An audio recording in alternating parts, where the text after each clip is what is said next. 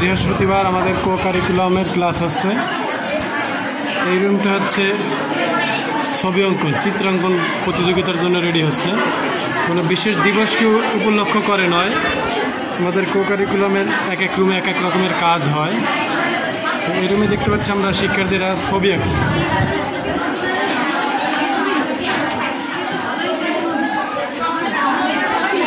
আমরা দেখতে পাচ্ছি এর ভিতরে দুইজন শিক্ষার্থী আছে যারা বিভিন্ন শিক্ষার্থীর কাছে গিয়ে গিয়ে ছবি আঁকা দেখাই দিচ্ছে।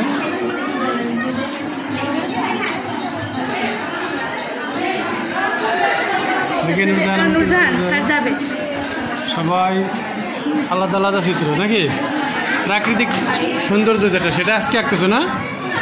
এটা আঁকছো তোমরা? আচ্ছা, সবাই সুন্দর মতো ট্রাই করো, আঁকো।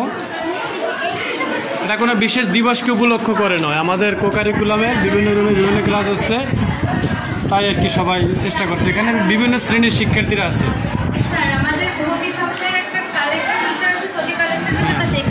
প্রতি সপ্তাহের ছবি কালেক্টের একটা বিষয় আছে। আমরা এই যে একটা সুন্দর ছবি দেখতে পাচ্ছি, আর একটু উল্টে দেখাও। অনেক সুন্দর সুন্দর ছবিগুলো এরা একে একে বিগত সপ্তাহগুলোতে এরা একে এটা জমা করছে।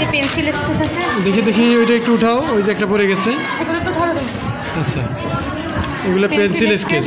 এরপরে এই যে পেন্সিল স্কেচের পরে এইগুলো আবার একটা হালকা রঙের, এগুলো ছিল গাঢ় রঙের।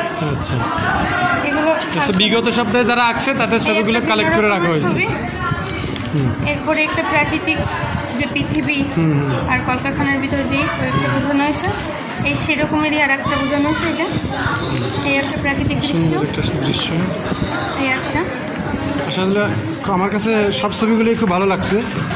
যাক, তোমাদের জন্য দোয়া রইল, তোমরা আরো সামনে এগিয়ে যাও। আর অনেক আছে, আর অনেক ছবি আছে, এগুলো চেষ্টা করো, তোমরা চেষ্টা করতে থাকো। ইনশাআল্লাহ একটা সময় আমরা অনেক ভালো কিছু করতে পারবো।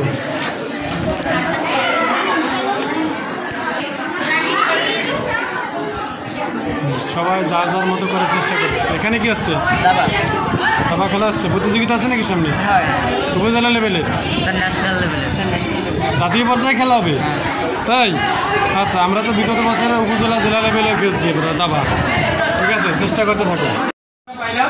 আমাদের স্কুলে কো কারিকুলামের আজকের এই যে রুমটা এসেছি, এটা হচ্ছে ইসলাম শিক্ষা বিভাগের রুম। সাপ্তাহিক বৃহস্পতিবারে আমরা ইসলাম শিক্ষার জন্য শিক্ষার্থীদেরকে উদ্বুদ্ধ করি। দেখুন, আর হরফ হলো 29টা। এখন এই 29টা হরফ আর 17টা হলো মাখরাজ। বাকি হরফগুলো গেল কোথায়? এই 17টা স্থান থেকে 29টা হরফ উচ্চারিত হয়। কোন কোন জায়গা থেকে আছে একই জায়গা থেকে 3টা হরফ উচ্চারিত হয়, কোন কোন জায়গা আছে একই জায়গা থেকে 3টা হরফ উচ্চারিত হয়। যদি আমি মনে করি এখানে আমার 30 জন ছেলে মেয়ে আছে, এখন এই 30 জন ছেলে মেয়ের জন্য 30টা বাড়ি থাকার কথা। 30টা বাড়ি থাকার কথা না? 30 জন ছেলে মেয়ের জন্য 30টা বাড়ি থাকার কথা, কিন্তু দেখা গেছে যে না, 22টা বাড়ি পাইলাম আমি। ছেলে মেয়ে পাইলাম 30 জন, বাড়ি পাইলাম 22টা, আর 8 জন গেল কোথায়? হয়তো দেখা গেছে একই ক্লাসে 2 ভাই বোন পড়ে, অথবা 2 ভাই বোন আছে বা 3 বোন, এরকম ইতিহাস নাই, দুজনে বেশি হতে পারে। তো 2 ভাই বোন যখন একই জায়গায় পড়ে, তখন ওই 2 ভাই বোন এক বাড়িতেই জন্ম ঢুকলো, তখন বাড়ি কমে গেল। এইভাবে 29টা হলো, মাখরাজ হলো 17টা। এখন সর্বপ্রথম, এর আগে আরেকটা কথা বলি, সেটা হলো হরফ পরিবর্তন। হরফ পরিবর্তন হয় কয়টা কারণে জানো? হরফ পরিবর্তন হয় 2টি কারণে।